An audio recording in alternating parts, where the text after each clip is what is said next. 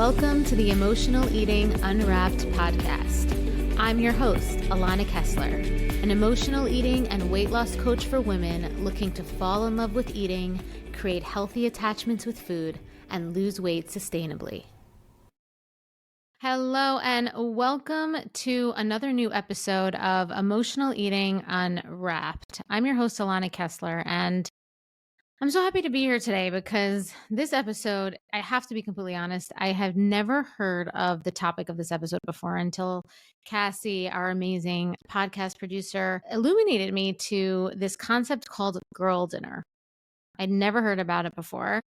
And I have to be honest that as I started digging into this viral TikTok and Instagram trend called girl dinner, I was like really blown away by what I was seeing. And also I had so many thoughts, right? I know Cassie had introduced this topic to me and she was really excited for me to do it because she knew I'd have so many thoughts. And I don't think I disappointed because I really did. And so if you haven't heard of a girl dinner, at first glance, it is kind of charming. I have to be honest. It's a pretty plate with some crackers, maybe a pickle, a handful of olives, a few strawberries or something. And in the piece of content that girl dinner is being delivered through, right, or our consumption of the girl dinner trend, it's usually captioned with girl dinner and a laugh, right? A laughing emoji or the girls laughing. But I don't know, there was something that there was like some underlying charge that was there. And that's what I want this episode to be. I want to unpack what I believe is really happening underneath this aesthetic, because I don't think girl dinner is a trend. I think it's a mirror. I think it reflects something much deeper about how women relate to food, how women relate to body image and effort and emotional regulation. And when we look closely, even though the aesthetic is looking cute and the emoji and kind of the smiling and all that stuff, I just don't think it's cute, right? It's not. And so, I want to just talk about it more, right? I want to talk about what girl dinner really is. And on the surface, it looks harmless. It's quirky, right? Like some examples, like I said, it could be like mismatched nibbles, things you would really things you'd put on a table per se for like appetizers when people are coming over to watch a game, right? Like olives, popcorn, Baby Bell cheese, handful of chocolate chips, right? It's like a sort of a random charcuterie board. And this is what girls are saying is their dinner. And so, it's meant to be like humorous, but I think what the underlying message is underneath this is that, and what I see looking deeper is that underneath this aesthetic, women are exhausted. Because from the moment they wake up, they're making decisions about work, about bodies, about outfits, about who to be, about what to say, about parenting. Right? There's just decision fatigue like crazy. And by the time dinner rolls around, they're tapped, right? Like we're tapped emotionally, mentally, nervous systemly, right? We don't want to make another decision. We don't want to have to cook something and deal with like recipes and ingredients. And we don't want to be performing another task of cooking, right? We don't want to do that because that's what cooking starts to feel like. It feels like a performance. It feels like a task. It feels like it takes more than it gives back at this stage of the day. And so they just want something, anything, right? A charcuterie plate, a snack plate, something low effort, something again, like that doesn't ask more. And so girl dinner in its most viral form has become a socially acceptable mask for this burnout, right? It's a way to say, I'm too tired to care, but I'm still making it cute. I'm still making it digestible. I'm still making it content worthy. Right. And the foods are like, it's not like they're like, it's like lettuce, right? It's not like they're just eating lettuce. So technically you could say, it's cheese, it's nuts, right? So technically it's not like it's like your classic diet food. But what no one is really saying out loud is if you take a deeper microscope to this, the foods on the plates are always small, right? They're almost always like undernourishing in totality. And so even though, like I just said, they're not advertised as diet culture, it still whispers that same old message. It's just in a new language that feminine meals are light, they're restrained, and that being a low maintenance woman is an identity badge, and I smile about it.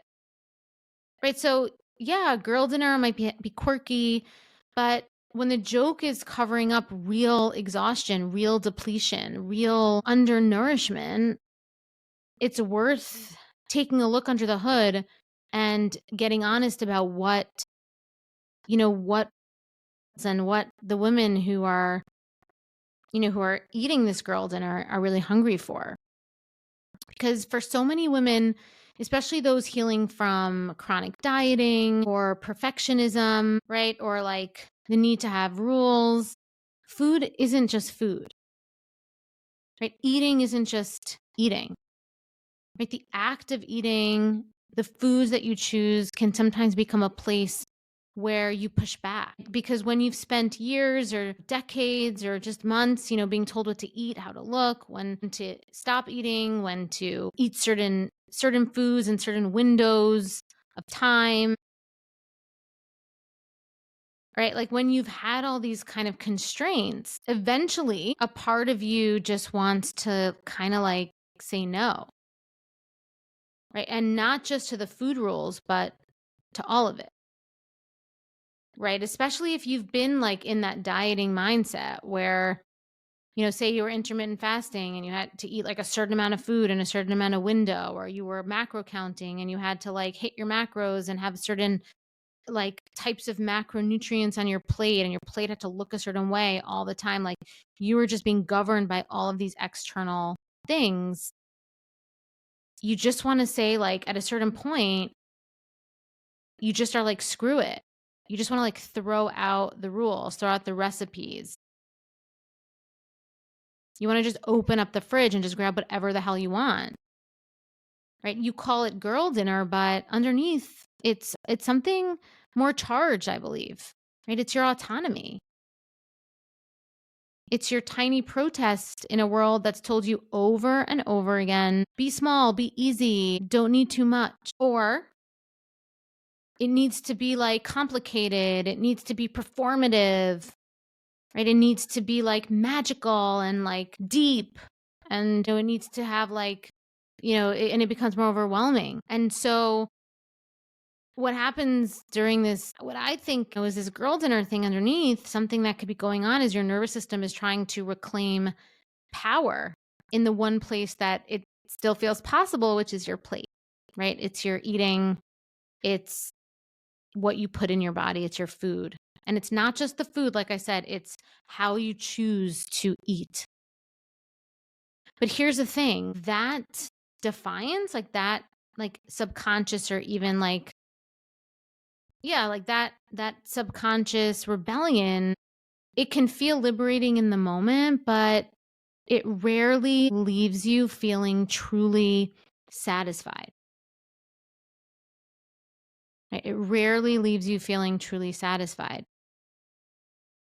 Because the irony of the whole thing is still tethered to the very system you're trying to reject. It's not really freedom. It's just the other side of the same coin. Right? It's just it's moving to the other extreme. It's not performing, but now it's like, it's reactive. And so when we talk about girl dinner, we're not just talking about, random cute nibbles and snacks on a plate. We're talking about the emotional residue of a life that's been lived performing, people pleasing, trying to be palatable for everyone, trying to make everything the most palatable. And this is a quiet rebellion that happens when, even for one night, you just say, I'm done, and you create this girl dinner with a smile. I remember what it felt like to be stuck in the cycle of emotional eating. I tried every diet out there, counting, tracking, restricting, but nothing ever worked. Food controlled my life, my thoughts, and I constantly felt guilty after eating. But once I learned how to heal the emotional triggers behind my eating and trust my body, everything changed. I stopped obsessing over food, the weight started coming off naturally, and I found real freedom in how I ate and lived. So, I created the Sober Eating year-long mentorship to help other women experience the same transformation. So you can stop battling with food, you can lose weight without deprivation, and you can feel confident in your body again. In this mentorship, you'll have access to my proven nervous system rewiring method. You'll have access to live coaching with me, weekly accountability, and a community of women who truly understand your journey. You'll also have free access to my signature programs, the Emotional Eating Solution and Decoding Permanent Weight Loss, valued at $2,000. Click the link in the show notes to explore the mentorship today. You don't have to do this alone. I'll be right there with you every step of the way.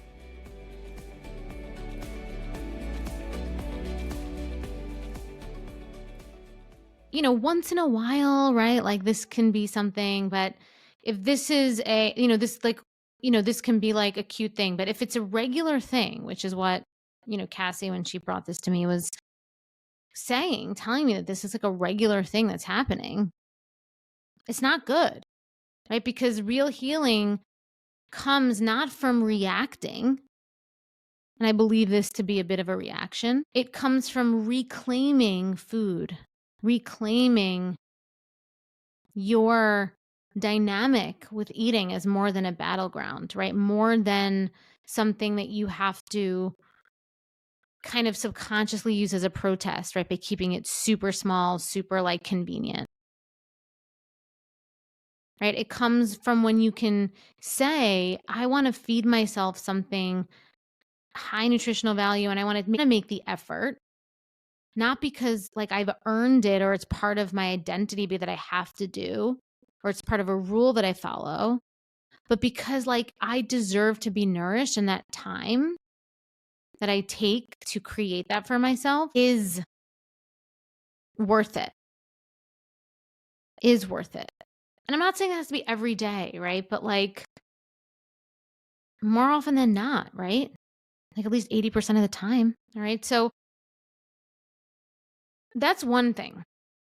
Another thing that I feel like is underneath this girl dinner thing is that the nervous system is looking for something fast and tangible to interrupt the overwhelm of life. And that's why girl dinner often becomes like not a meal, but a strategy for that, right? A nervous system patch. Right. And because if you think about what the foods of the girl dinner are, they're normally foods with strong sensory impact, like salty, crunchy, spicy, tangy. And oftentimes, these are foods that if we struggle with emotional eating in some capacity, start to think we're addicted to. But you're not addicted to the foods. Your body is just reaching for something that it can garner a feeling from, a sense from. Okay. It's something that it can feel like it can hold something, and it doesn't have to require a decision, more effort. But unfortunately, it doesn't work, right? It doesn't work because what this girl dinner really is a soothing mechanism. It's a soothing mechanism. But true soothing reconnects you to yourself, right? It grounds you. And that's something that is really important to recognize, right? It grounds you. It typically gives you, when you finish a soothing activity, you feel more nourished, you feel more complete. So when we talk about the girl dinner, the real question becomes like, after I have this girl dinner, do I feel like more satisfied? Do I feel like more like I could be with myself, or do I feel more like distant from myself? Okay, do I feel that way? Right? It's like you want to know. So let's think about again, like what a plate with a few crackers, a couple bites of cheese, some grapes, a pickle, a spoonful of peanut butter, right? Like what exactly is this? Right? What exactly is this? There's no rhythm. There's no anchor. It's just fragments. It's fragmented. Right. And so, in so many ways, this scattered plate is a perfect metaphor for how so many women, especially like high functioning in the society women, feel inside, pulled in 100 directions, shape shifting from one role to another role, never feeling fully in one place, never fully sure who you are when no one else sees you, right? The secret hiding behavior that you all, that I've had, that, you know, a lot of women have, right? More likely than not, you spend your days holding it all together, right? For everyone. And when it's time to feed yourself, you can't even like be with yourself long enough to know what you want, right? Like that's one of the biggest things I hear. It's like, I don't even know what I want. I don't even know how to make a decision. So what do? So you graze, you nibble, you grab random bites and call it girl dinner. So what if this is not a food issue? What if it's a selfhood issue? What if this is a selfhood issue? Because when you're living in fragments, which think about what this girl dinner plate is, when your day is a blur of like obligation, overextension, hypervigilance, overfunctioning, your food reflects that, right? There's no container, there's no grounding. There's no like this is for me, this is intentional. And a lot of times it's because like we haven't landed with ourselves long enough to know what it is that we want. So that's what this healing is all about. Right? It's giving yourself back to yourself. And that's why this is so interesting. Right? Because maybe girl dinner isn't just about food. And I think we've established that, right? It's a mirror reflecting all the invisible things that we carry, all the invisible weight that we carry that might even show up as physical weight, right? The pressure to be low maintenance, the burnout that builds from serving others all day long. Maybe there's resentment and rebellion that's living underneath us for all the ways that we've been told we have to be, we have to eat, chosen, things that we've chosen to take on as rules and things that were just kind of we inherited, right, from other people in our lives. And listen, I totally get it. Like sometimes you really are just too tired to make a full meal. Like I said earlier, that's totally valid. And sometimes a snack plate, a fragmented snack plate is the best you can do. And that's totally okay too. This isn't about shaming the small dinners or the quirky plates. It's about asking what's underneath this pattern, right? Am I caring for myself or am I just bypassing my own needs again?